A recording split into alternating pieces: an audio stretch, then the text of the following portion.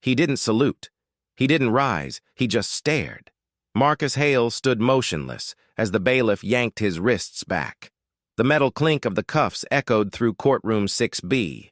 A boy near the back whispered, "Isn't that just some old guy?" Another chuckled. Someone recorded.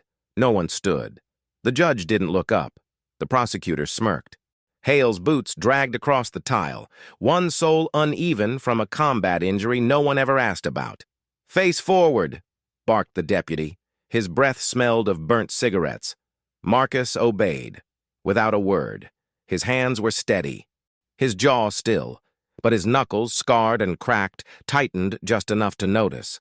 The fluorescent lights buzzed above, white, flat, relentless. The smell of paper, sweat, and overcooked coffee lingered in the air.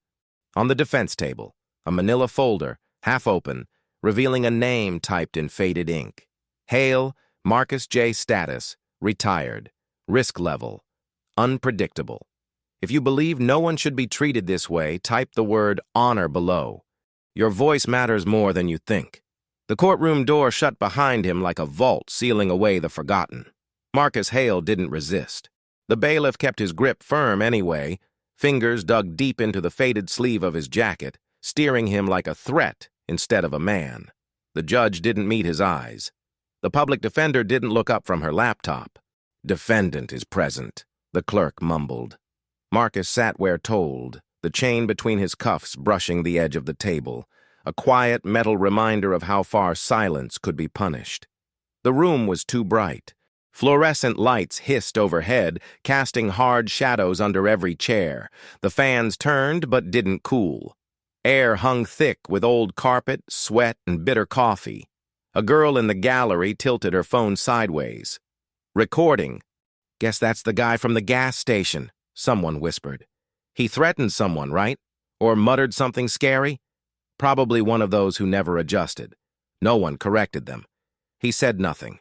His boots, cracked leather, still polished, stayed flat and still beneath the chair. The left sole was uneven, worn down from years of standing beside aircraft that never waited. The right toe bore a faint scuff, shrapnel once, not that anyone asked. His windbreaker was zipped halfway. Faint white embroidery. M.J. Hale, crew chief. Not flashy, just honest. The prosecutor stood, confident, loud. What we have here is a man who thinks silence earns him absolution.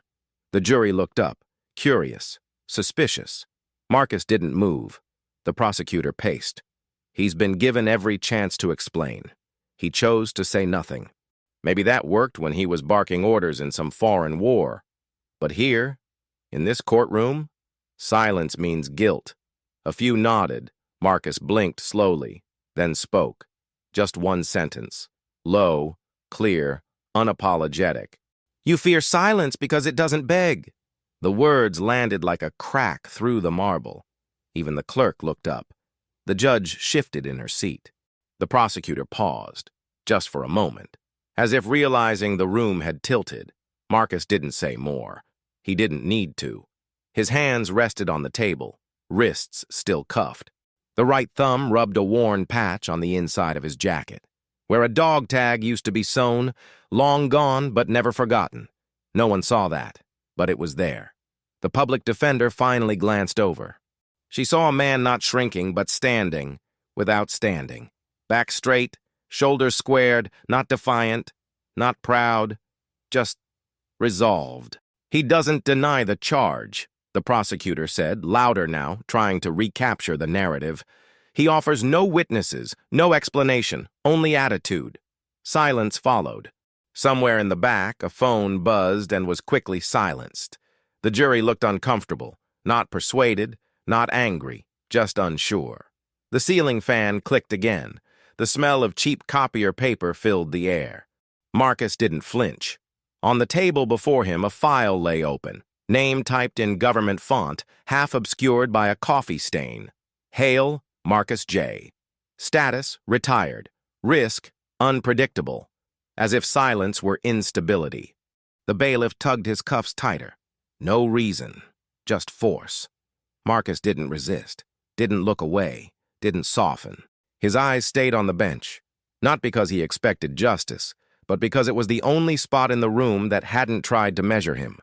The morning dragged forward like it resented being part of this story.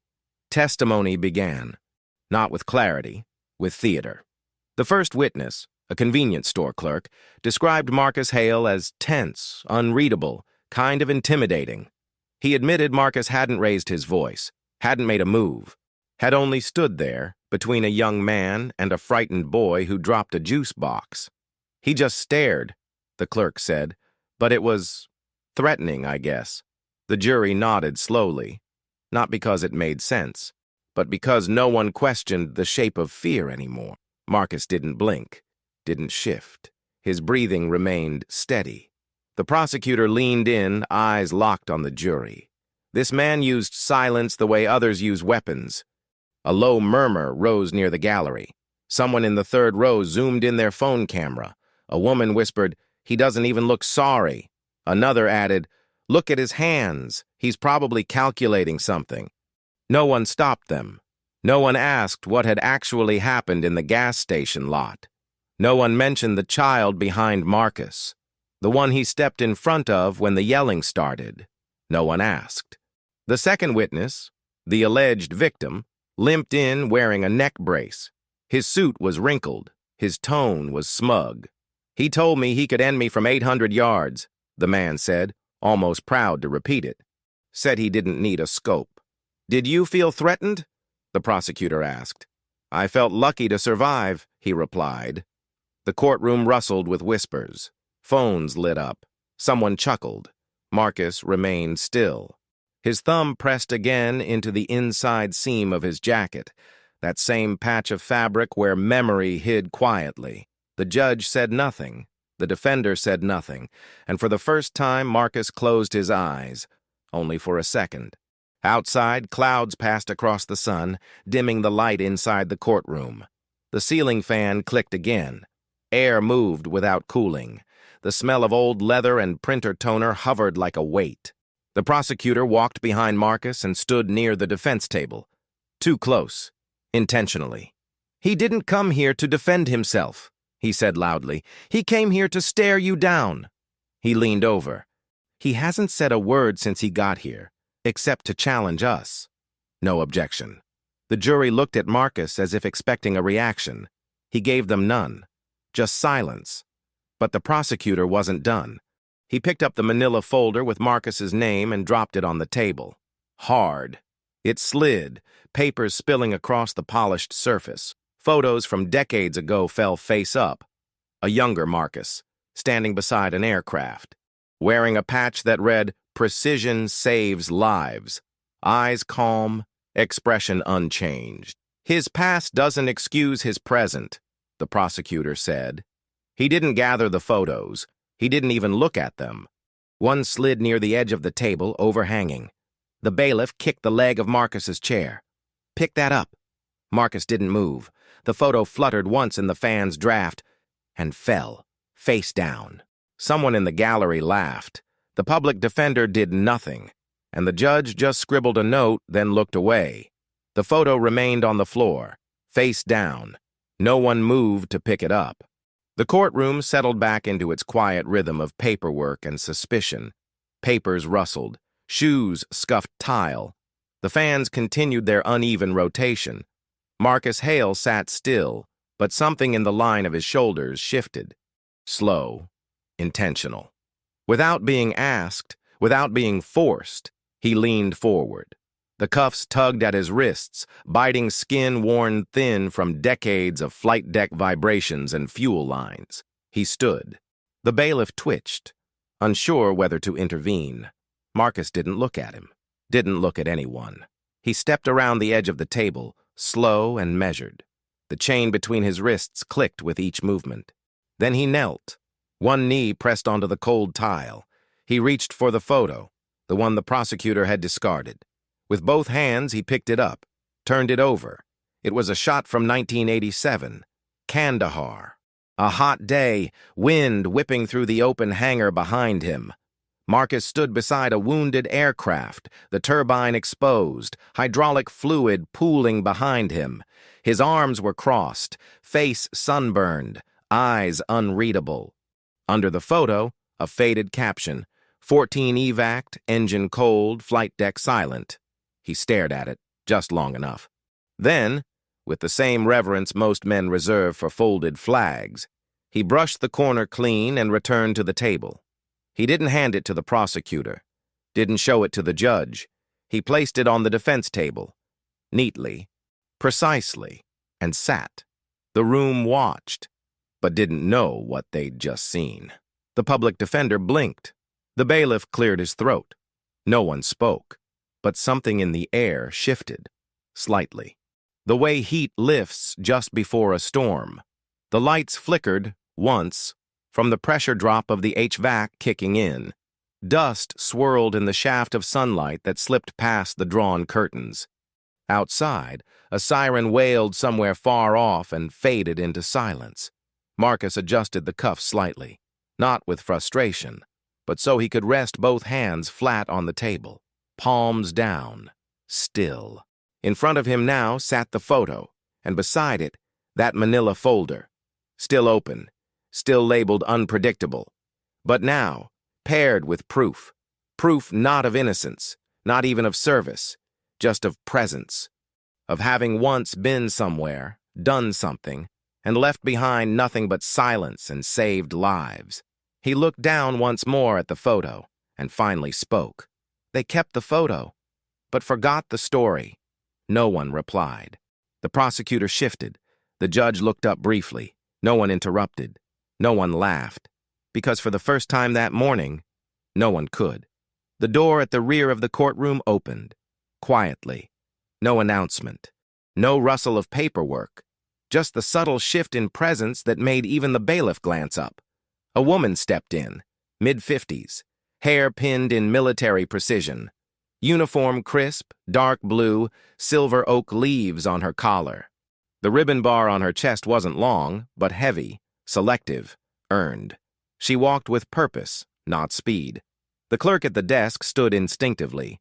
The security guard didn't ask for ID. She paused near the threshold, eyes scanning the room, not for the judge, not for the prosecution, but for one man. Her gaze landed on Marcus Hale. He didn't move, but his shoulders rose, barely, a breath he hadn't allowed himself all morning. The prosecutor turned, confused. "Can I help?" She ignored him. The judge spoke first. "Ma'am, are you—" The woman nodded once, stepping forward.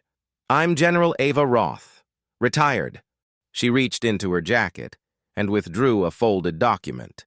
"I request permission to address the court." The judge blinked. The silence in the room was instant, dense. "Granted," she said quietly. Roth walked down the aisle like a woman used to war rooms and emergency briefings, but never for this. She stopped beside the defense table, looked directly at Marcus, and saluted. He didn't return it. Not because he didn't recognize her, but because they both knew. She wasn't saluting him now. She was saluting what he'd done, what no one else in the room had ever seen. She turned to the courtroom. 3 years ago, I stood on a ridge in northern Syria, surrounded, outnumbered, unable to extract. My team had no comms.